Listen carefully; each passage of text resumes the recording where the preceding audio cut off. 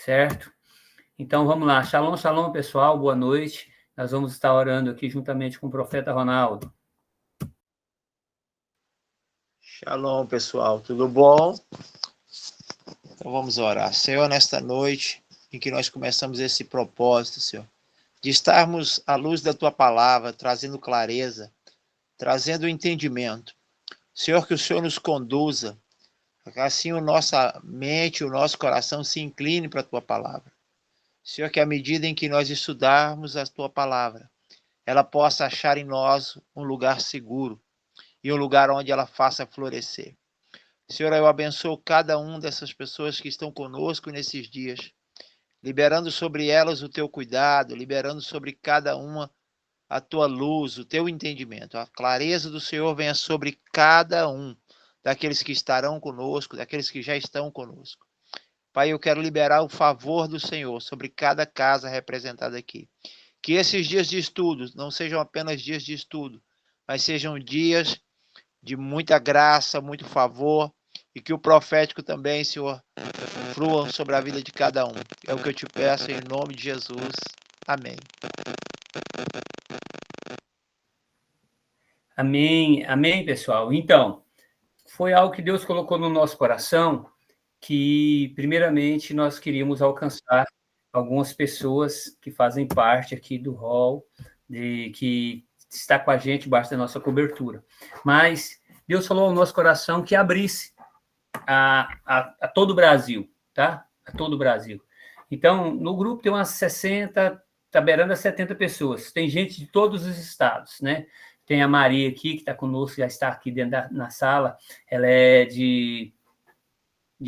do Maranhão, e tem vários outros lugares, né? Então, vai ser tremendo esse estudo bíblico. E eu creio que daqui, né, desse estudo bíblico, você vai poder participar de outros cursos.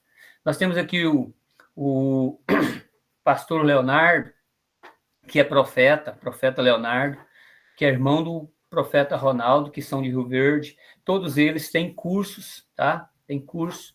Leonardo é pastor de igreja, e tem o profeta Edson, para quem não conhece, eu vou apresentar para vocês hoje. O profeta Edson é esse que vos fala. Então, também tem cursos. Temos aqui, né, o mestre Natan, né, que vai fazer essa aula inicial hoje, tá bom?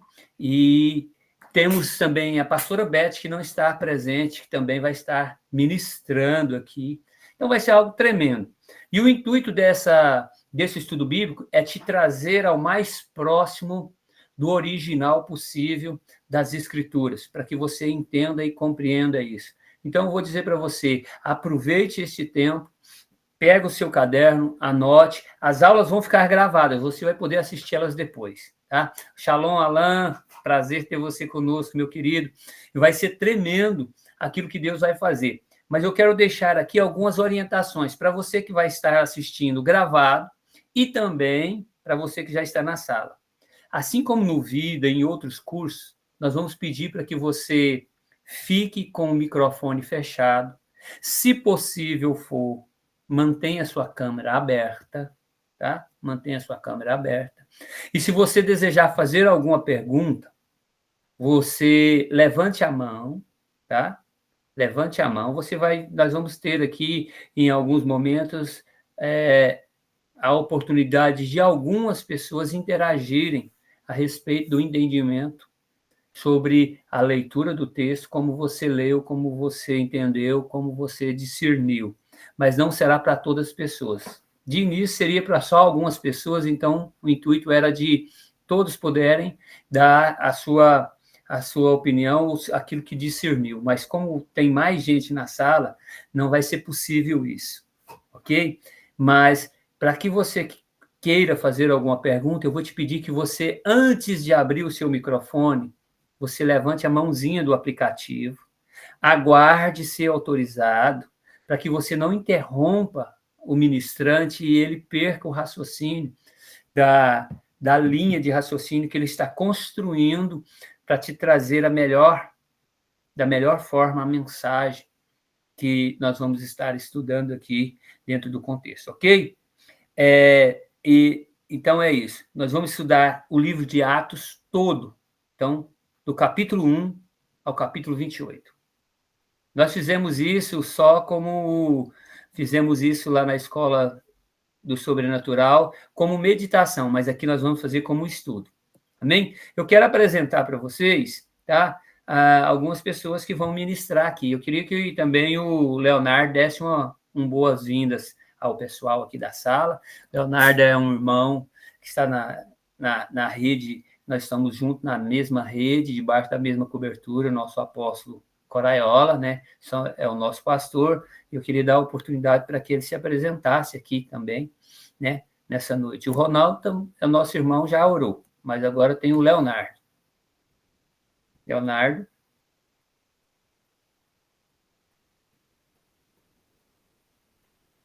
Leonardo, ele deve estar ocupado. Eu vou passar para o Natan, daqui a pouco eu volto para o Leonardo. O Natan é um dos meus discípulos, tá, gente? É um dos meus filhos espirituais.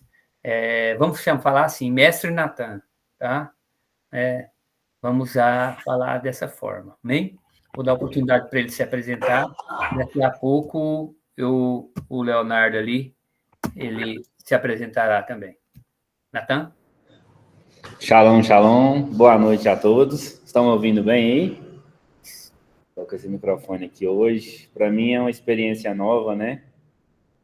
Nós costumamos ter esse bate-papo na igreja, essas aulas na igreja, mas para mim aqui online é uma coisa nova.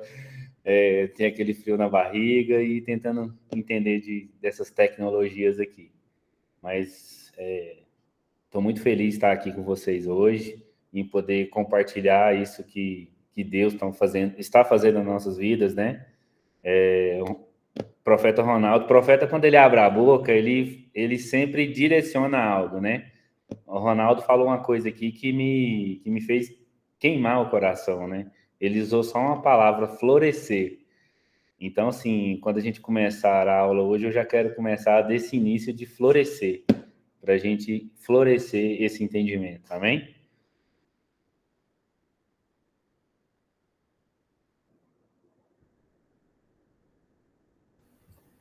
Amém, amém. Leonardo, tá por aí?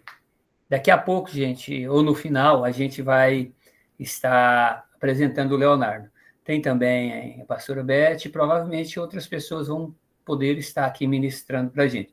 Queria dar um direcionamento para depois já nós passarmos para o início dessa palavra, tá ok? Qual que é o direcionamento? Para a próxima aula, que será na próxima terça-feira, às 20 horas, você precisa ler o capítulo 1 e o capítulo 2 de Atos. Nós vamos estudar por dia, por semana, 2 capítulos. Então, você precisa ler esses capítulos. Se você não entender, leia novamente, pare, medite no que você leu, e chegando aqui nas aulas, você vai ter um complemento de tudo aquilo que Deus tem revelado para nós. Eu queria deixar para vocês o seguinte, como eu falei no áudio que eu coloquei no grupo, a igreja que você conhece hoje, ela se deu no livro ali, nos Atos dos Apóstolos, naquele tempo, através dos apóstolos, mas dentro de uma cultura que nós não conhecíamos até algum tempo. Então, a nossa visão de Atos dos Apóstolos é uma visão ocidental, mas dentro desse estudo, com certeza, algumas coisas aqui serão trazidas para nós de forma que nós vamos poder compreender melhor alguns textos e o que realmente os apóstolos estavam transmitindo aos gentios e também aos judeus que estavam ali se convertendo ou recebendo o Machia, né? Não vou dizer convertendo, mas recebendo o Machia, reconhecendo o Machia como filho de Deus, o enviado. Amém? Eu quero fazer mais uma oração e nós já vamos passar, então, para o Natan, para ele estar dando continuidade, tá bom? E eu creio que Deus vai fazer algo. Ele vai fazer algo panorâmico hoje, tá? Vai trazer algo panorâmico, que é só o comecinho daquilo que Deus vai fazer aqui tremendamente nesse curso. A gente já fala curso, fala estudo bíblico, nós somos muito simples, então nós queremos interagir com vocês dessa forma. Algumas pessoas já nos conhecem e eu estou muito grato por sua presença aqui. Amém? Vamos orar. Senhor, em o nome de Jesus, nós apresentamos diante da tua presença a vida do Natan, que já está na tua presença, e te pedimos que o Senhor o conduza e que o Senhor, Pai, o use de uma forma sobrenatural, de uma forma tremenda nessa noite, para ministrar as nossas vidas de uma forma poderosa, trazendo até nós o entendimento e manifestando na nossa vida a sua graça e o seu poder. E assim nós possamos desenvolver o nosso ministério com mais exatidão dentro do propósito para o qual fomos chamados. Por isso nós clamamos a Ti nesta hora e te entregamos desde já tudo que pertence a Ti, porque a Ti pertence toda a honra, toda a glória e todo o louvor. Deus abençoe. Natan, está com você. Então vamos lá, né? Boa noite a todos novamente. Eu quero nos apresentar aqui, né? A primeira pergunta que eu faço é quem somos, né? Às vezes vocês nos conhecem o profeta Edson através da vida no Espírito, que é uma bênção, né, para todos nós, mas às vezes você viu só um anúncio no Facebook, no Instagram, e ainda não nos conhece, né? Nós somos da igreja Oliver Church, na cidade de Anápolis, Goiás. E o que nós somos como igreja, né? E que pensamento nós temos como igreja? A nossa igreja ela é firmada naquele texto de Efésios 4:11. Alguém conhece esse texto de Efésios 4:11? Eu quero até ler aqui com vocês. Gente, é estudo, então a gente vai ler bastante a Bíblia, vai falar bastante de algumas referências extra-bíblicas. E assim, e já complementando, né, se alguém tiver alguma dúvida, que nem o profeta Edson falou, tem essa mãozinha aqui embaixo que você pode clicar e ela subir, ou se for uma coisa mais simples, você pode jogar no chat, que sempre estou olhando aqui, né? Então, vamos lá, no texto de Efésios 11. Vou começar do 10, né? Aquele que desceu é o mesmo semelhante que subiu, muito além de todos os céus, para preencher tudo aquilo que existe. Assim, ele designou alguns para apóstolos, outros para profetas, outros para evangelistas, outros para pastores e outros para mestres. Então, a nossa igreja, ela é firmada nesse princípio. Nós cremos que uma igreja sadia, ela tem que ter esses 5 ministérios. Nós chamamos de 5 ministérios. Às vezes você conhece na sua igreja, na sua denominação, de outra forma. Às vezes na sua igreja, na sua denominação, não tem um apóstolo, mas pode ter, sei lá, um líder de campo, um pastor presidente, aquele apóstolo, né, do grego apostoléu, aquele que é enviado. Tem o profeta, aquele que recebe as diretrizes de Deus, que dá direcionamento. Tem os mestres, aqueles que da EBD, da Escola Bíblica Dominical, que sempre estão ajudando a nós entendermos o texto. Tem que ter também os evangelistas, né? São aqueles que responsáveis por trazer, por pregar a palavra de Deus. Então, assim, a nossa igreja aqui em Anápolis, ela é firmada nesse texto de Efésios 4:11. Nós acreditamos que sim, há continuidade desses dons, né? E partindo desse princípio de quem nós somos, eu quis acrescentar alguma coisinha aqui do que acreditamos, né? Às vezes, alguns termos que nós vamos usar aqui, algumas palavras, nós gostamos muito de usar as línguas originais, né? Por exemplo, aqui você vai ver muita gente falando em hebraico. O profeta acabou de falar do Mashiach. Às vezes parece ser tão simples para nós, que escutamos sempre, mas às vezes para você pode soar um pouco diferente. Mas quando o profeta refere-se a Mashiach, ele está falando de Jesus, né? Que Jesus Cristo que vem do latim Christus, que é Messias. Mashiach é Messias em hebraico. Entenderam? Então, às vezes, nós usamos palavras nas línguas originais. Nós gostamos muito das línguas originais porque elas podem nos trazer direcionamentos e entendimentos que, às vezes, a gente, lendo em português, não conseguimos entender. Então, eu queria deixar claro aqui algumas coisas também no que acreditamos, né? Nós acreditamos, claro, que Jesus é nosso Messias, que morreu e ressuscitou por nós. Acreditamos em um só Deus e no seu Espírito. Então, quero deixar isso bem claro, que assim é o ponto que nós fomos avançando, para não deixar nenhuma dúvida, né? Nós temos esse credo, acreditamos que Jesus é o Messias, é o Mashiach, né? O Cristo, morreu e ressuscitou. Paulo diz que se você não acredita que Jesus nasceu, veio como homem, né? Morreu, ressuscitou, de vã é a sua fé, né? Então, nós acreditamos nisso e acreditamos numa coisa muito importante também, nos dons espirituais. Nós cremos nos dons espirituais. Nós cremos nos dons de profecia, nós cremos no dom de cura. Nós não acreditamos no cessacionismo, né? E assim como isso aqui é uma aula, nós entendemos que não existe nenhum texto bíblico que diz que os dons acabaram. Os dons de profeta acabaram, os dons de cura acabaram, entenderam? Então, entenderam? Entenderam, né? Nós cremos assim. E dito isso, nós somos uma igreja de uma linha de restauração. Alguém aqui pode mandar aqui no chat, alguém aqui já ouviu sobre essa linha de restauração? Ou sabe o que é uma igreja que pratica essa restauração?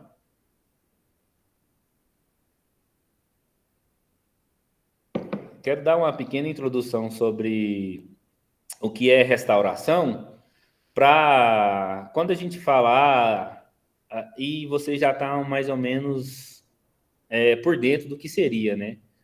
Uma igreja que trabalha os 5 ministérios, basicamente, ela é uma igreja ligada à restauração. Nós acreditamos que aquela igreja verdadeira, que eu não gosto de falar igreja primitiva, porque o primitivo ele abrange várias épocas, né? Ela vai desde da morte de Jesus até, passa pelo Concílio de Nicéia, pelo século IV, e vai até o século XII. Mas nós acreditamos que um modelo perfeito de igreja seria o modelo da igreja primitiva, que era a igreja do primeiro século, né? Então, e é muito oportuno isso, porque quando nós vamos estudar o livro de Atos, o livro de Atos, na teologia, nós dividimos os livros bíblicos de acordo com a sua narrativa. Por exemplo, os 4 primeiros são as narrativas de Jesus, conta a história de Jesus. E alguém levantou a mão aqui, agora em Wellington, já te passo a palavra, mas os primeiros 4 livros contam a narrativa de Jesus. Temos também as cartas, né? As cartas de Paulo, as cartas de Pedro, as cartas de Tiago, de João. Temos o livro de Revelação, né, que é Apocalipse, e tem um livro meio incomum no Novo Testamento, que é o livro de Atos. O livro de Atos é um livro descritivo, né? Mas agora eu quero falar sobre essa descrição desse livro. Então é isso, nós temos uma maneira, às vezes, diferente de olhar alguns textos, não diferente, eu gosto de usar uma maneira antiga, né? Nós temos uma visão antiga daquele texto, porque por muitas vezes, por causa de dogmas e crenças, nós fomos nos afastando da raiz da nossa fé, né?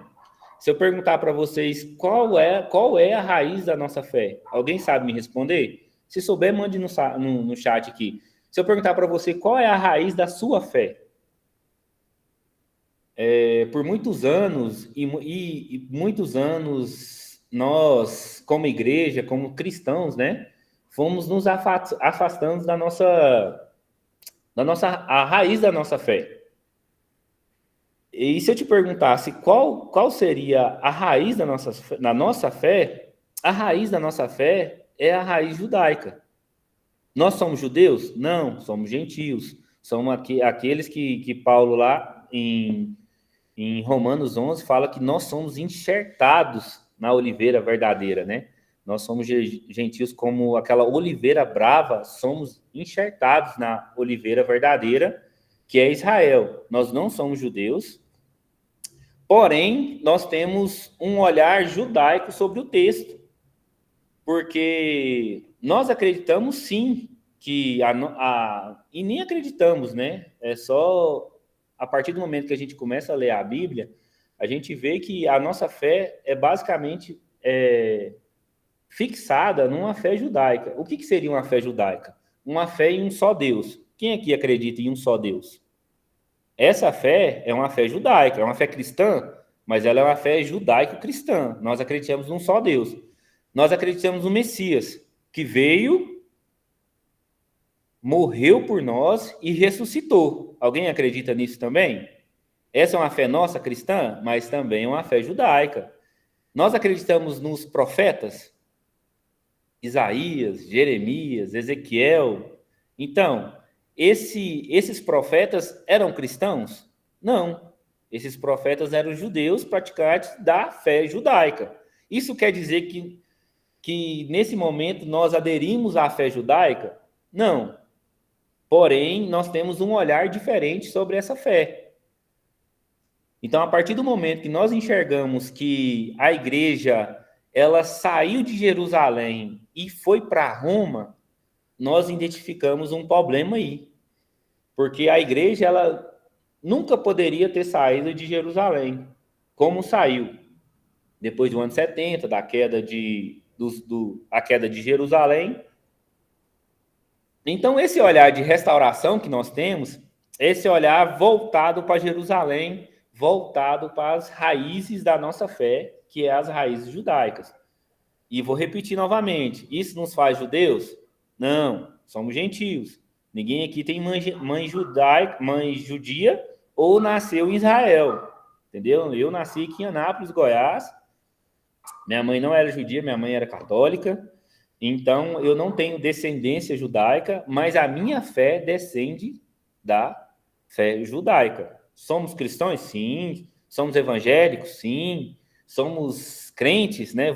Sim. Como os católicos nos conhecem, protestantes? Somos, sim. Mas nós temos esse olhar direcionado à fé judaica. E nisso, com o passar do tempo, vocês vão ver aqui que isso nos ajuda a entender muitas coisas que às vezes passamos despercebido no texto.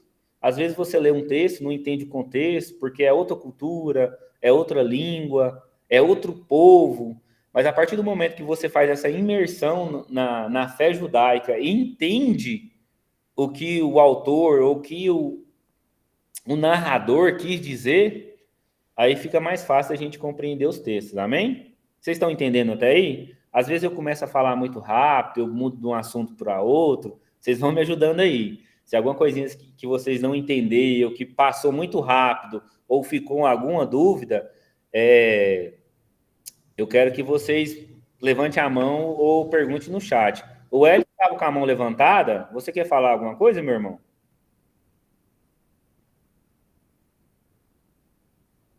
O que seriam os 5 ministérios? Ótima pergunta, Wellington. Vamos voltar lá no texto de Efésios 4:11. Os 5 ministérios nada mais meu irmão, do que 5 funções. Você entendeu? 5 serviços. Eu gosto muito da palavra, porque a gente, assim que eu falei que a gente gosta das palavras originais, das línguas originais, a palavra culto em hebraico é avodá. Só que quando você traduz o avodá para o inglês, ele cai como serviço. Então, quando uma pessoa está lá nos Estados Unidos ou algum país de língua inglesa fala que vai ao culto, ele fala que vai ao serviço. Então, 5 ministérios nada mais é do que o serviço. 5 funções, e deixando bem claro aqui que não existe uma função maior que a outra. O apóstolo não é maior que o evangelista não é maior que o profeta não é maior que o mestre não é maior que o pastor. São 5 funções diferentes. As 5 funções existem para o bom funcionamento do corpo. O que é o corpo? O que nós conhecemos como igreja. Então, a igreja ela necessita dessas 5 funções, 5 serviços, ou popularmente conhecido como 5 ministérios. Então, nós temos aqui na sala, por exemplo, temos a pastora Cléo, que é a esposa do profeta Edson, temos o profeta Edson, temos o profeta Ronaldo. Então, aqui você já consegue distinguir 3 ministérios. Aquele professor da EBD, da sua igreja, da escolinha bíblica dominical, ou aquele que ensina terça à noite, eu não sei como é chamado isso lá na sua igreja. Às vezes, sua igreja é uma Assembleia de Deus, ou pode ser também uma igreja presbiteriana, batista. Lá eles dão outros nomes, outras nomenclaturas. Isso é só semântica, isso é só palavras. Mas as funções, elas existem, e a gente vai ver no livro de Atos, por exemplo, que esse livro de Atos, ele é muito bom, que ele é um livro descritivo, né? E agora nós vamos falar sobre isso, toda vez eu falo que a gente vai voltar a falar sobre essa descrição, mas então, na base é isso, Wellington, você entendeu? Os 5 ministérios, na verdade, são 5 funções. A gente gosta de falar 5 ministérios, que parece que ministérios é uma coisa bem do linguajar crente, né? Vem do linguajar evangélico, a gente fala ministério e tal, mas é 5 funções, 5 serviços. É o serviço de evangelista, é o serviço de pastor, de mestre, de apóstolo, e faltou um que eu esqueci, mas é isso, são 5. Deixa eu dar continuidade aqui, senão vai passar nosso tempo. Então, depois você lê lá, fica uma tarefa de casa para vocês, lê Efésios 4. Lê todo o texto, né? Na teologia a gente fala que um texto fora do contexto é um pretexto para heresia. Então, você lê todo o texto, se possível, lê toda a carta, né? Aos Efésios, é uma carta pequena, você consegue entender aquilo que Paulo estava tentando dizer com aquilo, né? Então, vamos lá. Nós somos uma igreja dessa linha restauracionista. Nós acreditamos, sim, e buscamos as nossas raízes judaicas da fé. Nós acreditamos, sim. Por exemplo, aí você pode me perguntar o que seria as raízes judaicas da fé? Usar um talit, né? Usar um kippah?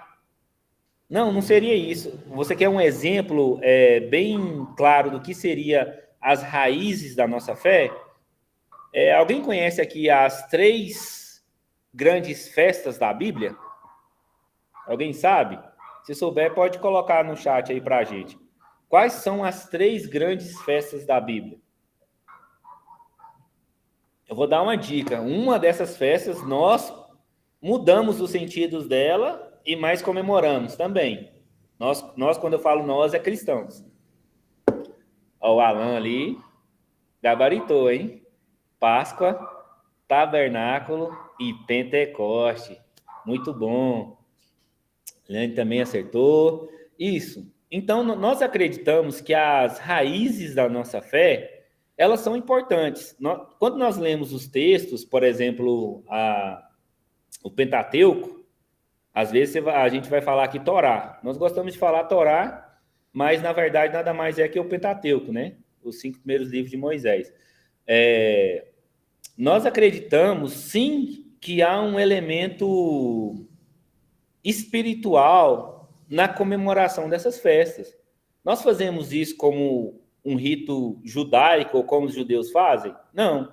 Nós pegamos isso, passamos pela Brit Hadashah, que é a nova aliança, e damos não seria uma repaginada, mas nós passamos um ditado bem evangélico, né? Nós passamos essa festa pela cruz e comemoramos, porque nós entendemos sim que isso é para o povo de Deus, nós entendemos sim que aquela bênção que Deus dá a Abraão, né? Depois de Gênesis 12, que por ele seria bendita todas as famílias da terra, nós acreditamos, porque nós pegamos aquilo para nós também. Então, a partir desse momento, nós acreditamos que aquelas bênçãos que vêm de Gênesis, Deuteronômio 28, por exemplo, aquele tanto de bênção que vem para nós acreditamos também que essas festas, elas representam algo para nós hoje. E tem outras coisas também que vou deixar mais para frente, mas nós acreditamos também em outras coisas. Temos alguns costumes também, mas é nada que vocês vão assustar, não. Amém? Então vamos continuar. Então é isso. Entenderam quem nós somos? Nós somos isso, basicamente isso. Nós somos da igreja Oliver, né? Que é de Oliveira, Oliver Church, aqui de Anápolis. Fazemos parte de uma rede chamada Koinonia, que é lá de Palmas, onde o profeta Ronaldo onde o Rafael e algumas pessoas aqui são, que faz parte também da vida do Espírito, onde que o apóstolo Márcio Tanino também está junto conosco lá. Então, basicamente, é isso. O livro escolhido para os nossos estudos hoje é o livro de Atos. Gente, o livro de Atos é um livro fantástico. E não sei se vocês são como eu, que gosta de olhar os textos bíblicos e tentar entender o que realmente estava acontecendo naquilo. Nós vemos que o livro de Atos é muito diferente, por exemplo, das cartas de Paulo. Por exemplo, você pega uma carta de Paulo, quer ver uma carta de Paulo bem legal, que eu gosto muito, que eu estudei alguns anos atrás, carta de Paulo a Filemon, né? Você pega essa carta de Paulo a Filemon, ou o livro de Hebreus, ou o livro, assim, que muita gente gosta, ou muita gente tem medo, que é o de Apocalipse, as revelações de João. Quando a gente pega esse texto e compara com o texto de Lucas, o relato de Lucas sobre Atos, nós vemos que é algo totalmente fora do normal. Que nem eu falei, o Novo Testamento, ele segue algumas características. Os 4 primeiros livros são os evangelhos. Temos as cartas, Paulo, João, Tiago. Temos os livros de revelação, né, de João. E temos Atos, que é um livro descritivo. Só que o que acontece com esse livro descritivo? Eu não sei se... Alguém que já fez teologia, já estudou, por exemplo, sobre a Reforma Protestante. Não sei se vocês sabem, mas, por exemplo, na Reforma Protestante, Lutero, ele, assim como quando ele pregou as teses dele lá, ele decidiu traduzir a Bíblia, né? Porque naquele tempo a Igreja Católica cobrava para tudo, e ele ficou indignado com a questão de a gente é salvo pela graça. Não pagaremos pela nossa fé, não é dinheiro que nos leva ao céu. Então foi basicamente essa é a cisma, né? Que é quando a gente fala cisma, é divisão, né? Teve o grande cisma também do Oriente, que foi quando a Igreja Católica dividiu com a Igreja Ocidental. Então, quando Lutero resolve fazer esse cisma, que é essa divisão entre a Igreja Católica e a Igreja que hoje é conhecida como protestante, ela tinha essa questão de só pela graça, né? Tem as 5 solas. Então, só que para Lutero tinha um grande problema. Alguns livros assim do cânon bíblico, para eles era um problema. Por exemplo, a carta de Tiago, para Lutero, é um problema. O livro de Apocalipse, para Lutero, também era um problema. E também o livro de Atos.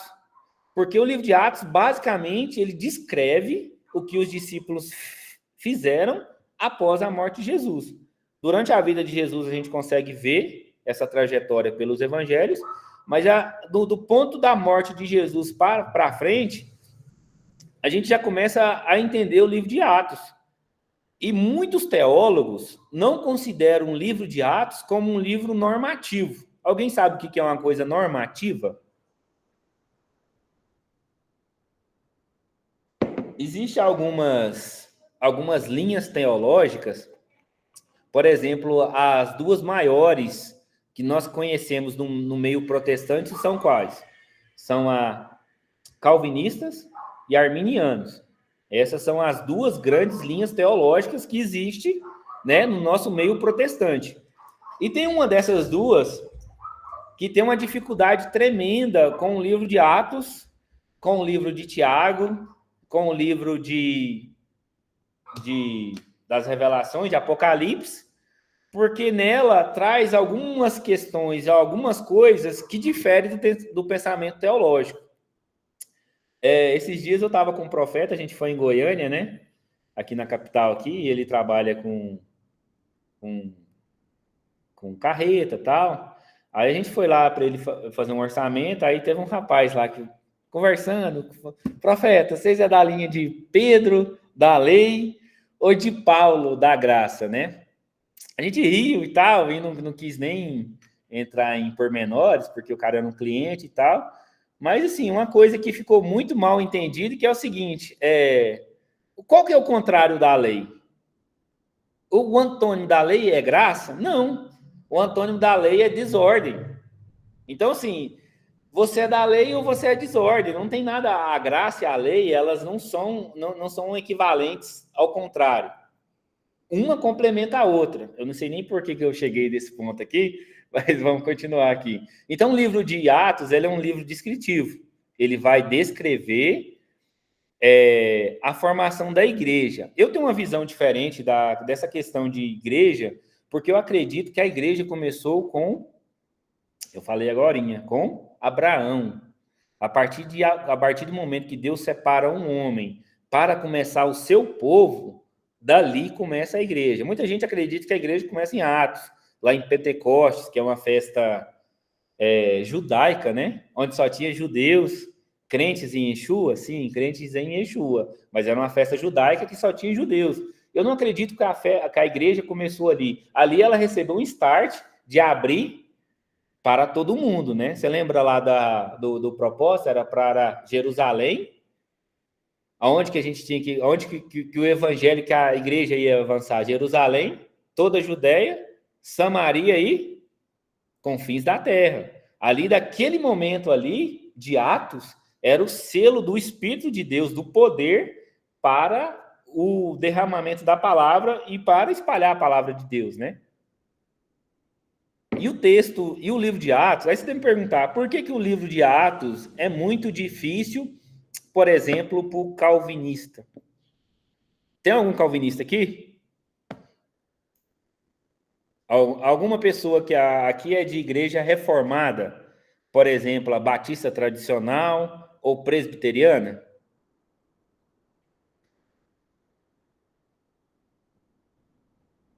E se tiver, você é muito bem-vindo, meu irmão. Quero deixar bem claro isso. E se perguntar para nós, para a igreja, vocês são arminianos? Não, eu não consigo, eu não gosto de me encaixar nessas nomenclaturas. Isso, tem uma batista da fé, mas deve ser uma batista renovada. Eu não gosto de me encaixar nessas nomenclaturas, porque a partir do momento que você se diz calvinista, você abraça tudo que Calvino diz. Ou quando você diz que é arminiano, você automaticamente está abraçando tudo que Armínio diz. Então, eu acho isso meio perigoso e a gente não pode ficar preso a certos tipos de dogmas, porque quem faz isso são os católicos. Os católicos não têm esse livre pensamento. É aquilo que a Santa Sé decide, é aquilo que o clero decide, é aquilo que o resto vai seguir. Não adianta, por exemplo, um padre de uma paróquia, amigo seu, falar alguma coisa, se aquilo não condiz que o estatuto da Igreja Católica diz, entendeu? Então, assim, é por causa disso que nós hoje somos protestantes. Nós podemos protestar. Que nem aqui no curso você pode protestar, você pode mandar a sua pergunta. Somos bem pentecostal. Glória a Deus, irmã. Nós também somos bem pentecostais.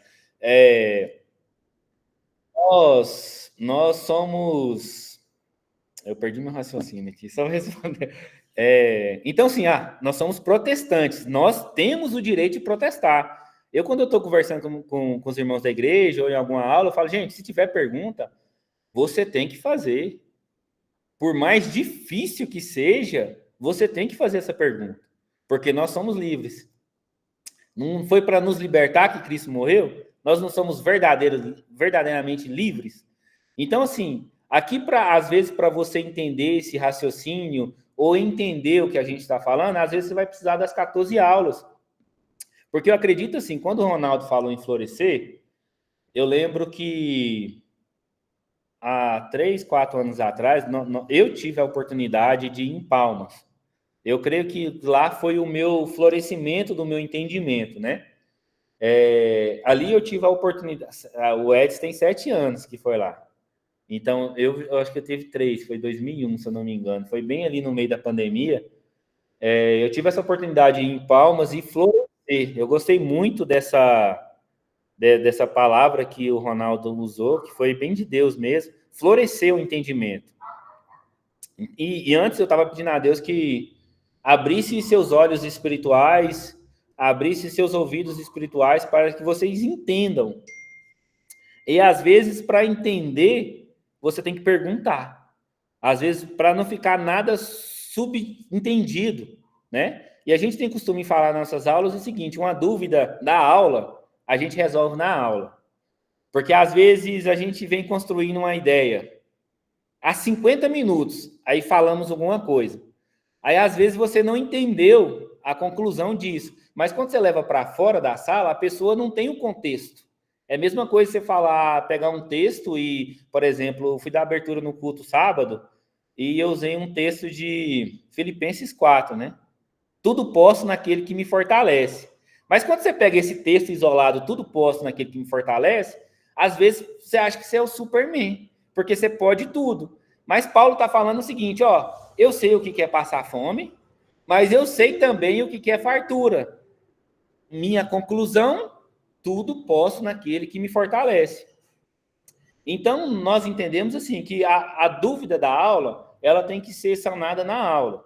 Se for uma coisa que realmente a gente não conseguir resolver, a gente joga para a próxima aula. Às vezes você pode mandar no WhatsApp, lá tem todo mundo no grupo, você pode mandar sua dúvida no grupo, que alguém vai mandar um áudio explicando, para que você entenda, né? Porque a gente vai abrindo o leque, como essa aula é um panorama, a gente está falando algumas coisas mais fora do livro de Atos, que a próxima aula ela vai entrar, sim, no livro de Atos, mas eu tenho algumas curiosidades ainda sobre o livro e sobre Lucas, que nós iremos falar. O Alan levantou a mão. Está com a oportunidade, meu irmão. Qual que é a principal diferença entre a linha calvinista e arminiana? Irmão, vou precisar só de 10 horas para te responder. Só a principal. Não, mas eu vou dar uma ideia. As duas são secessionistas? Não. Uma é secessionista, uma crê, por exemplo, isso é o básico, né? Por exemplo, uma crê na continuidade dos dons, outra não. Uma crê, por exemplo, que tem pessoas que foram predestinadas por Deus para a salvação, outras não. Umas crê que uma vez salvo é salvo para sempre, outras não, entendeu?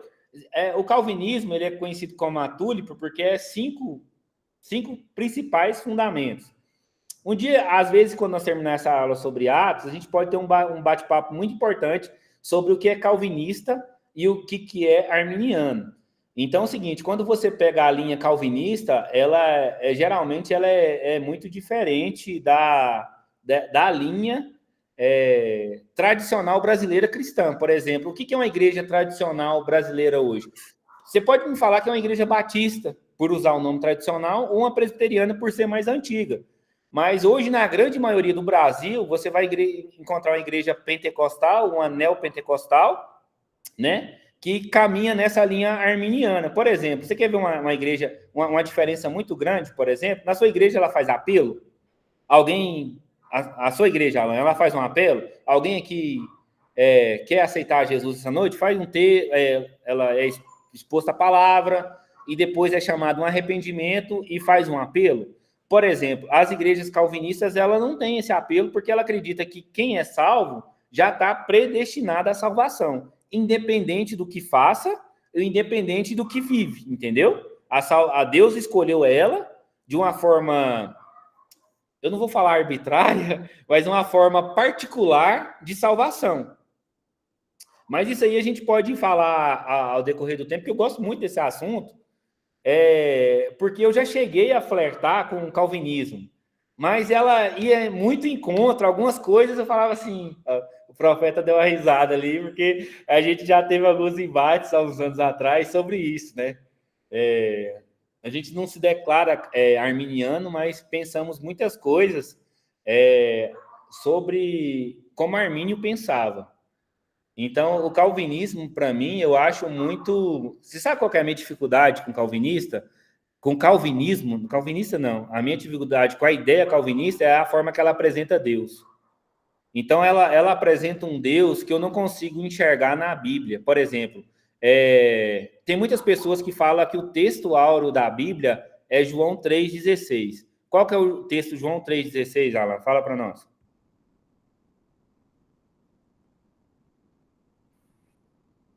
Deus deu o seu filho, né? Que Deus amou, isso mesmo. Que Deus amou o mundo de tal maneira que deu seu filho unigênito para todo aquele que não crê, não pereça, mas tenha a vida eterna. Aí, quando eu leio um texto desse, eu não consigo acreditar que Deus não ama todo mundo, porque para o calvinismo, Deus não ama todos, entendeu? Deus só ama os escolhidos, os predestinados. Então, é por causa desse texto e de alguns, eu não consigo crer nessa linha calvinista. Mas isso aí dá uma aula boa, dá um bate-papo bom, entendeu? Para a gente aprender, porque a gente tem que estar por dentro disso. Eu sou de uma linha que a gente precisa de entender de algumas coisas, porque às vezes nós iremos precisar disso, às vezes com o evangelismo, às vezes porque Paulo fala para Timóteo, né, que a gente tem que manejar bem a palavra da verdade. Então, assim, imagine só, Alan, que nós somos cristãos, a nossa ideologia, a nossa filosofia de vida é em cima da Bíblia. Imagina você devotar a sua vida, e nem a sua vida, porque isso é o de menos. O que mais nos importa é o quê? É a salvação, é o mundo vindouro. Imagina você deixar isso por conta de algumas interpretações de outras pessoas. Então, assim, quando Paulo fala para Timóteo, maneje bem a palavra da verdade, ele nos dá um mandamento de manejar bem a Bíblia, de entender bem a Bíblia. O que eu estou falando de calvinismo e arminiano, isso é outra coisa, isso é dogma, mas assim, isso hoje está inserido dentro da igreja protestante, da igreja evangélica brasileira. Então, assim, eu acho que a gente tem que entender um pouco disso, para poder evoluir com algumas coisas. Mas isso dá um bate-papo bom, a gente depois fala com o profeta Edson, às vezes a gente pode abrir uma sala só para falar sobre arminianismo e calvinismo, né? Então, vamos lá, o livro de Atos, eu vou dar só um panorama rápido aqui. Quem foi que escreveu o livro de Atos? De conhecimento geral, que foi Lucas. Mas quando a gente vê, por exemplo, Atos 1:1, Lucas, ele dedica o livro de Atos a uma pessoa, né, a Teófilo. Só que é curioso, quando você volta um pouco e vai ler o Evangelho de Lucas, ele começa, o Evangelho de Lucas também, o Evangelho dele, que leva o próprio nome, a fazendo essa mesma referência a Teófilo. E, assim, na igreja primitiva, né, isso mudou isso foi vindo depois do cânon moderno, depois da Reforma Protestante, que eles mudaram. Mas antigamente, se você pegasse a Bíblia, né, que você não poderia pegar, só se fosse um monge católico, você tinha acesso à Bíblia. Mas se você tivesse acesso à Bíblia, você ia ver que o livro de Atos era logo imediatamente depois de Lucas. Porque faz sentido. Depois você tira um tempo, lê todo o Evangelho de Lucas e pula para Atos. Você vai ver que é a mesma obra, é uma continuação. E até a dedicatória a gente vê isso. Então o livro de Atos é escrito pelo Lucas, e às vezes a gente passa meio despercebido, né? Quem era Lucas, né? Porque nós vemos nos evangelhos que ele não aparece, ele não era nenhum dos 12 discípulos e nem também um dos 120 que andava com Jesus, né? Então, Lucas, e existe também, gente, uma grande discussão se Lucas era gentil ou se Lucas era judeu. A maioria da igreja acredita que Lucas era gentil, mas por causa de duas questões. A primeira é o seguinte, porque Paulo, lá em Colossenses, quando ele vai agradecer todo mundo, ele agradece as pessoas da circuncisão. Aí ele não coloca o nome de Lucas. E segundo, Eusébio de Cesareia, no ano 2050, nos seus escritos, diz que Lucas era um jovem de Antioquia, né? E era um gentil. Então, a partir desses dois relatos, a história da igreja coloca ele como gentil. Mas nós temos uma dificuldade de entender por isso porque, por exemplo, tem um texto, Romanos 3, eu vou abrir aqui só para a gente ler ipsis literis, completo, para você entender. Romanos 3 diz assim, Paulo diz assim, ó, qual a vantagem pode haver, então, de ser judeu? No questionamento, né, na carta de Romanos, que é uma carta poderosíssima, do Novo Testamento é a carta que eu mais gosto, a carta mais difícil também.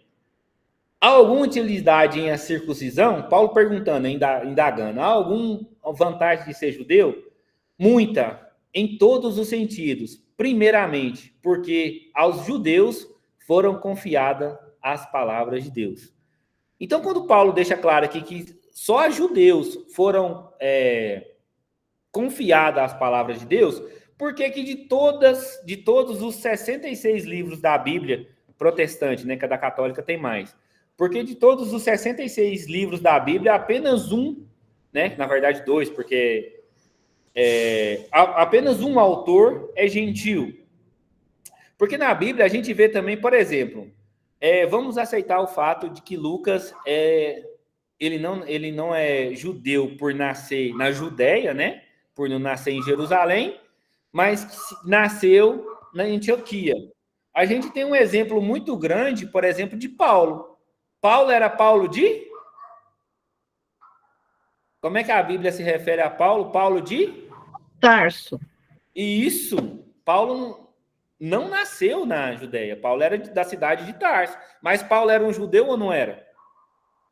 E era um judeuzão, quando ele coloca assim. Em Atos, Paulo dá uma carteirada. Eu sou judeu de judeu, né? De gerações de judeus. Sou da tribo de Benjamim, circuncidado ao 8º dia, você entendeu? Criado aos pés de Gamaliel. Ele é um judeu que dá uma carteirada gigante de ser judeu. Eu sou da circuncisão. Então a Bíblia relata Paulo de Tarso. Ele necessariamente não nasceu na Judéia, né? Na região de Israel, mas era um judeu. Então, assim, nós acreditamos que Lucas era um gentil da diáspora. Alguém sabe o que é diáspora? Diáspora é quando os judeus eram espalhados, né? Então, por exemplo, quando Nabucodonosor invade Israel e toma Israel, todos os judeus ali vão para a diáspora. Então, nós acreditamos que... E outra coisa, pelos relatos de Lucas, no livro de Atos, e por algumas palavras que ele usar, se Lucas não fosse um judeu, ele tinha um conhecimento muito grande sobre a fé judaica e sobre a religião judaica, né? Então, esse é um ponto. A história da igreja diz que Lucas é um gentil, mas não existe nenhum texto bíblico dizendo que ele é, mas é verdade. É verdade que o contrário também é. Não existe nenhum texto também falando que ele era judeu. Então, fica nessa incógnita. Lucas era judeu ou gentil? Mas isso, para nós, está sendo discutido hoje porque nós estamos num estudo. Então, isso, às vezes, tem relevância para nós. Mas não tem, é irrelevante no ponto de vista que o livro de Atos é um livro canônico e é a palavra de Deus. E não contém a palavra de Deus, né? A Bíblia é a palavra de Deus. Então, sim, Lucas era um médico. É engraçado que nesse panorama que nós temos do livro de Atos, o livro de Atos cita 32 países. Você imagina? Se eu perguntar, acho que abrir aqui o chat aqui, perguntar, fala, cita para mim hoje 32 países. Acho que alguém aqui não vai conseguir citar os 32 países com todo esse advento da tecnologia, né? Hoje você abre o WhatsApp, abre o Instagram, abre o Google, tem toda aquela lista de 191 países, né? Porque todo dia aumenta um, abaixa um país subjuga um, ou ele dá uma rebelião, divide e vira dois. Então, assim, o livro de Atos cita 32 países e 54 cidades. Então, você imagina um mover de Deus que foi escrito por Lucas nesse livro de Atos.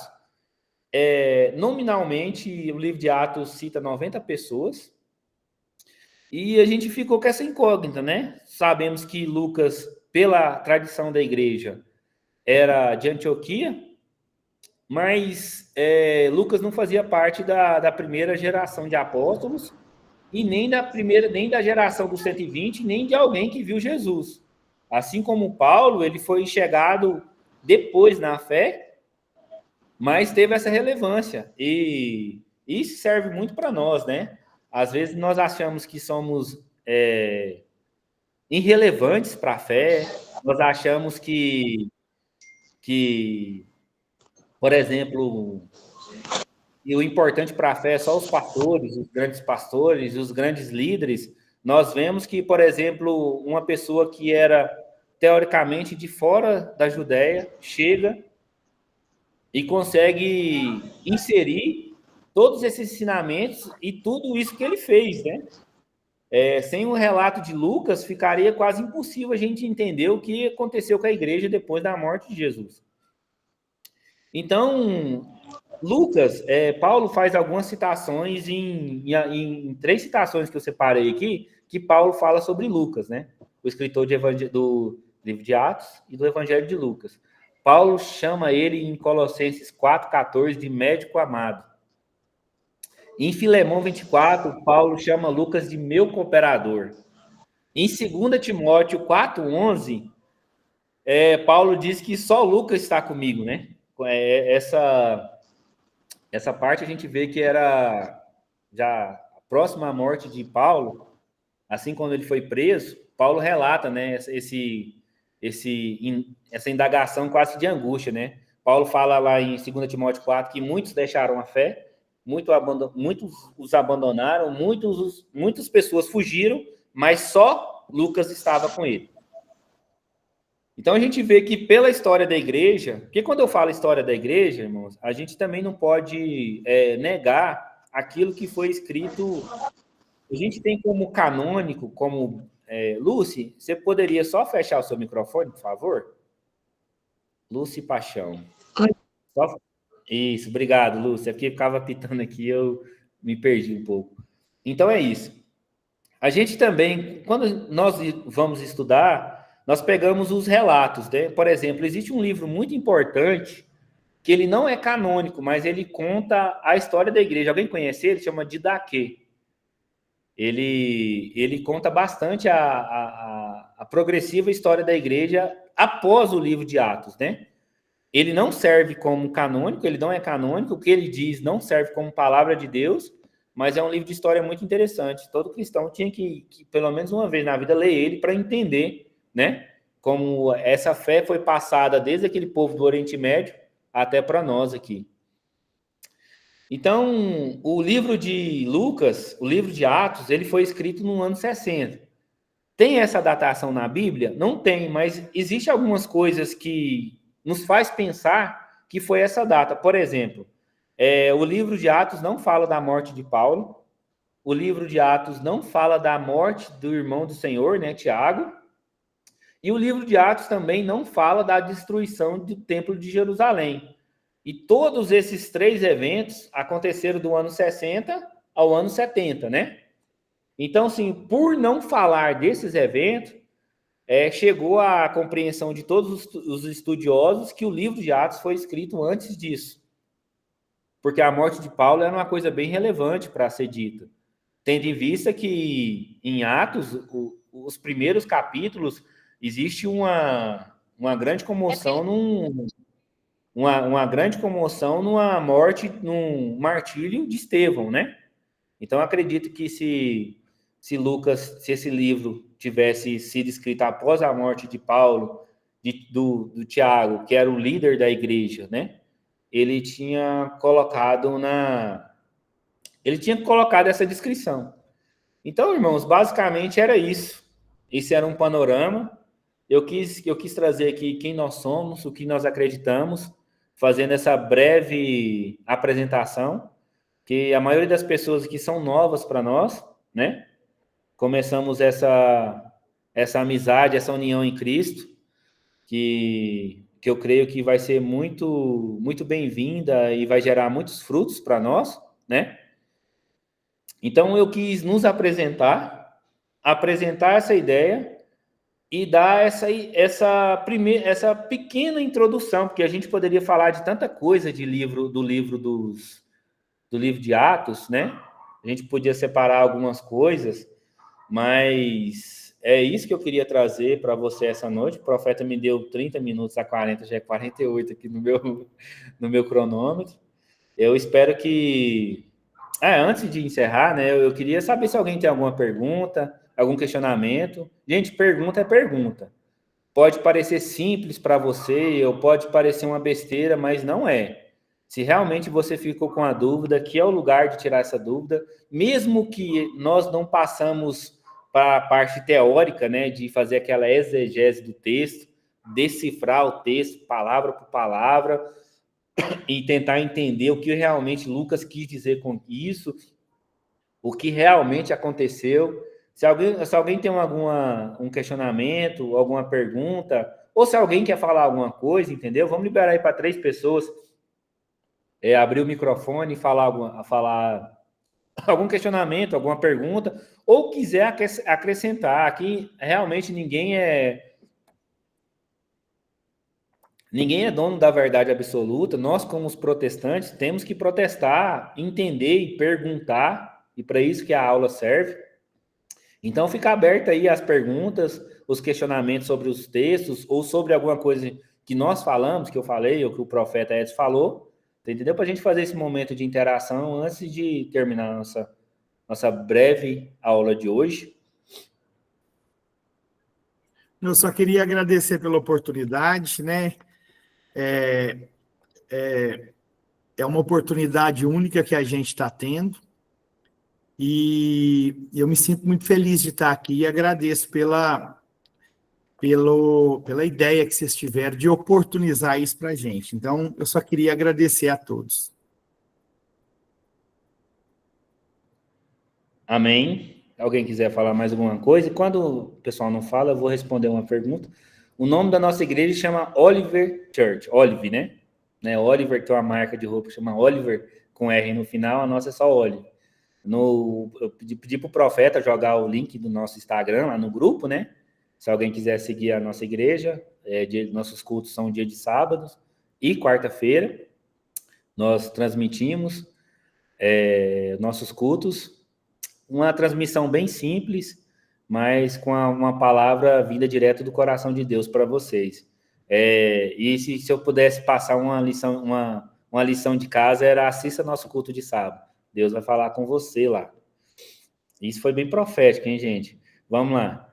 A próxima, você falou que deveríamos ler um livro que nem saiba uma vez na vida. Chama Didaquê. Esse livro chama Didaquê. Irmãos, eu tenho uma infinidade de livros para indicar para vocês, porque leitura sempre agrega para a gente, né?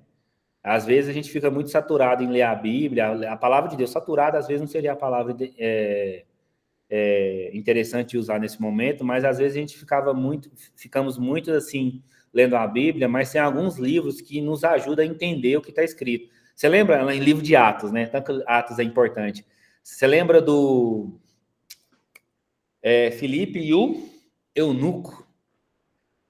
Filipe vê o eunuco lendo o livro, né, e pergunta: tá entendendo o que você está lendo? O eunuco vira para ele e fala o quê? Como eu vou entender se não tem ninguém para me explicar, né? O eunuco estava lendo o livro de Isaías. Então, assim, às vezes, alguns livros nos traz clareza a alguns temas que, às vezes, fica meio subentendido na Bíblia. Existe muita coisa de difícil entendimento na Bíblia, né? Por exemplo, em Atos tem muitas coisas difíceis, eu vou confessar para vocês. Se eu não me engano, em Atos 5 fala uma historinha muito legal lá de Ananias e Safira. Então, assim, às vezes fica difícil o entendimento, irmãos. Mas alguns livros podem nos trazer esse entendimento, né? Então, vamos lá. O Ed colocou ela em português, mas nós usamos em inglês, né? Oliver Church. Atos 2, e 4 e Efésios 4. Isso, ler Atos de 1. Gente, o ideal é você ler o livro todo de Atos. Assim, para quem gosta de uma leitura, o livro de Atos assim vai numa sequência muito boa. Em menos de 1 hora você consegue ler todo o livro de Atos e entender a história. Mas a tarefa de casa para a próxima aula é você ler no mínimo Atos 1, 2 e Efésios 4, hein? Que está aqui. Você vai ler Efésios, aí vocês vão entender a necessidade do corpo, né? E das suas funções e do seu serviço. Vou colocar assim, vou mandar no grupo, vou colocar 3 indicações de livros. Vou colocar o Didaquê, que é um documento, mas tem 2 livros legais que eu vou colocar para vocês entenderem a restauração. Um pessoal lá de Minas Gerais chama Ensinando de Sião. Não sei se alguém conhece aqui, Marcelo Zandona e seu pai. Eles têm um ministério chamado Ensinando de Sião, que assim, nós bebemos muito do material deles. Nós temos uma visão muito parecida, um entendimento de fé muito parecido, por mais que eles sejam de outra vertente de fé, eles são judeus messiânicos, mas nós convergimos em muitas coisas, e assim, tudo é bem-vindo. A Bíblia nos diz ver tudo e reter o que é bom. Você vai ler o livro e reter o que é bom. Que a gente sabe, na nossa fé, nós acreditamos que o que convence a gente é o Espírito de Deus. Então você vai ler o livro e aquilo que for bom você vai reter para você. Então é isso, meus irmãos, já está ficando tarde, eu vou voltar a palavra para o profeta Edson. Eu quero agradecer esse tempo que eu estive com vocês. Me desculpa, às vezes, de eu falar muito rápido ou de errar alguma palavra, que é comum aqui, por mais que estudamos estudando teologia, fizemos muitos cursos, mas nós não somos teólogos de profissão, né? Eu estou até na minha loja aqui no meu trabalho, mas eu quero agradecer esse tempo com vocês, que para mim também foi muito bom. Fiquei muito feliz de estar com vocês aqui, de estar conhecendo alguns e pretendo conhecer todos. Creio que a maioria das pessoas vai ser por aqui online, mas vamos concretizar essa aliança de fé, essa aliança de estudo, né? Eu creio que vai ser bênção para nós. Então é isso, boa noite, shalom, shalom, graça e paz ou paz do Senhor. Vocês que escolhem. Amém, amém. Que bênção, que bênção. Maravilhoso. Isso é só o começo, tenho certeza que Deus vai manifestar o seu poder de uma forma especial a partir da próxima terça-feira, tá? Você pode pegar aquele link com aquela descrição que tem ali, né, o link de entrar no grupo e mandar para alguém, porque quem entrar vai poder assistir essa aula gravada, que é a primeira aula, introdução, e dar continuidade em todo o estudo. Você acha que tem alguém que precisa, que gostaria de participar conosco? Faça isso. Mande, pode liberar à vontade, aproveitar que isso é algo gratuito, tá certo? Mas eu quero dizer algo muito importante para você. Eu vou deixar aqui um QR Code hoje. Nós não cobramos nada desse curso, mas para a manutenção, né, desse curso, desse estudo bíblico, você tem aí a oportunidade de ofertar nesse ministério, tá ok? Se você sentir vontade de ofertar, não importa o valor, mas se você sentir no seu coração de cooperar para que seja mantido aqui as despesas de internet, do aplicativo Google Meet, essas coisas, se você sentir no seu coração de dar uma oferta, eu vou colocar lá no grupo um QR Code, tá? E aí você vai poder fazer essa oferta, tá bom? Eu queria dar a oportunidade para o Ronaldo aqui. O Ronaldo vai ser um dos nossos preletores também. Ronaldo não, Leonardo, que é lá de Rio Verde, nosso irmão, parceiro, nós vamos junto para Palmas, e é daqui lá, né, só conversando sobre essas coisas, e é tremendo. Leonardo, pode ficar à vontade de se apresentar. Shalom, shalom a todos. Gente, peguei só um pouco da aula, porque eu estava tendo uma reunião aqui hoje. O Edson me falou agora tarde. Me lembrou, na verdade, do grupo. É um prazer estar aqui com todos vocês. essa iniciativa dele é muito bom, conhecer mais da palavra. É um projeto que eu até estou organizando aqui na igreja, de ter esse momento do pessoal ler a palavra, querer aprender, ter um momento de leitura, e isso é muito bom para vocês que estão aqui. Vejo que vocês amam a palavra de Deus, né? Querem aprender mais. A palavra de Deus é simples, mas ela é profunda. Então, ela tem essa simplicidade, mas tem uma profundidade que, quando você vai descobrindo, você se apaixona pela palavra. Só que quando a palavra está morta no nosso coração, quando você, já li tudo, eu já vi isso aí, tem nada demais. Mas quando você, pelo Espírito, consegue ver a palavra viva, ela vai lá e gera um fogo dentro do seu coração. Quanto mais você quer aprender, a gente ama discutir da palavra, né? Quem ama a palavra, ele tem prazer de sentar com outra pessoa e vamos falar de um tema aqui da palavra. O que você pensa? Gente, é sinal que a palavra está viva dentro de nós. Quando você tem prazer de sentar com outra pessoa e descortinar as escrituras. Isso é um bom sinal no nosso coração. Então, às vezes sinto saudade de pessoas que gostam de discutir as escrituras, né? Então, a gente está aqui nesse momento para aprender. Agradeço por estar aqui nesse grupo. Estamos juntos, né? Vamos ministrar aí. O Edson pediu para a gente ministrar nesse livro de Atos dos Apóstolos, que é tremendo, que foi quando a igreja se moveu, quando os apóstolos se moveram sem entender o que iam fazer, né? Que a gente pensa que os apóstolos já sabiam como que ia lidar com esse modelo de eclésia, né? Esse modelo que Cristo estava direcionando, que era um vinho novo. Os odres que não conseguiram se tornar odres novos não perderam o mover de Deus. Então, aí eles não entendiam, e com o Espírito foi movendo na vida de cada um. Vocês vão ver coisas tremendas que Deus vai abrir a visão para vocês verem de outra maneira o livro de Atos dos Apóstolos. Tem um ensinamento tremendo, principalmente na questão de como a eclésia do Senhor deve se mover.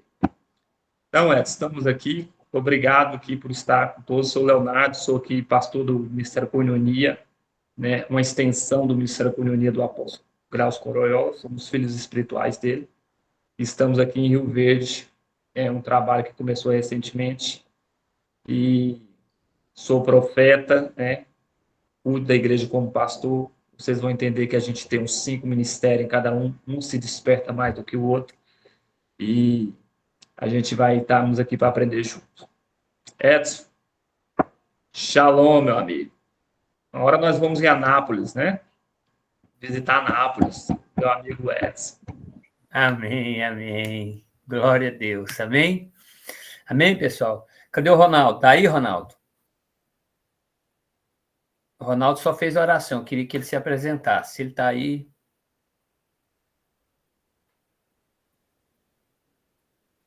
Vou aguardar. Tá sim. Eu ia falar que ele estava dormindo. Pensei também, já ia falar. Não, estou aqui sim, é porque eu estou no carro, vim buscar minha esposa. Tudo bom? Tá me ouvindo direitinho? Estamos. Shalom, pessoal, tudo bom? Então, esse profeta que falou aí é o Léo, meu irmãozinho caçula. Eu também moro em Rio Verde, sou casado com Carla Merielle, também profeta. Eu, Léo, Edson, nós fazemos parte do Servo da Orelha Furada, estamos debaixo da cobertura do apóstolo Coroiola, e para nós é um privilégio estar com vocês, né? Eu costumo dizer que é impartindo, né, um pouco daquilo que o Senhor tem ministrado conosco, daquilo que nós temos aprendido, e é um prazer estar com vocês. Shalom, shalom, e até a semana que vem vamos estar agarrados aí. Um abraço. Amém. Glória a Deus. Amém? E no demais, irmãos, fortalecei-vos o Senhor e na força do seu poder. Né? Efésios capítulo 6. Nossa luta não é contra carne nem sangue, mas contra principados, potestades, poderes espirituais das maldades nas regiões celestiais. E você precisa, né, segunda Timóteo 2,15, se apresentar como obreiro aprovado, que maneje bem a palavra, que não tem do que se envergonhar. Então, estamos aqui para aprender junto, como o Léo disse, como o Natan disse, como o Ronaldo disse. Convide pessoas, não tem limite para poder entrar aqui. Como eu disse, é gratuito, é algo que Deus tem colocado. Faça as conexões, envie. Vai ser disponibilizado essa aula, possivelmente amanhã, tá? Hoje eu não disponibilizo ela ainda, mas amanhã ela já será disponibilizada. Você pode enviar para alguém, se a pessoa gostar, ela pode vir para o curso, tá? Ela pode vir para cá, estar conosco para estudar. Vai ser algo tremendo. Que o Senhor te abençoe de uma forma especial, de uma forma sobrenatural. Que a graça do Senhor seja sobre a sua vida. Eu agradeço a sua presença, a sua confiança de estar conosco. Nós estamos encerrando aqui, nesse exato momento, dando por terminado a primeira aula, terça-feira que vem, às 20 horas. Vou deixar aqui, vou deixar lá no grupo o seguinte: faça seu comentário da aula lá no grupo, faça as perguntas no grupo. Se pintou alguma dúvida, faça no grupo. O Natan pode responder, o Léo pode te responder, Ronaldo pode te responder, eu posso te responder, e assim por diante. Os ministrantes que estarão ministrando aqui poderão te dar uma luz, trazer um entendimento para que você possa crescer, tanto na graça quanto no conhecimento. Que o Senhor te abençoe, que a graça do Eterno seja sobre a sua vida de uma forma sobrenatural. Deus abençoe, shalom, shalom. Shalom, shalom. Shalom, shalom. Tchau. Tia Zélia. Shalom, shalom. Shalom, shalom.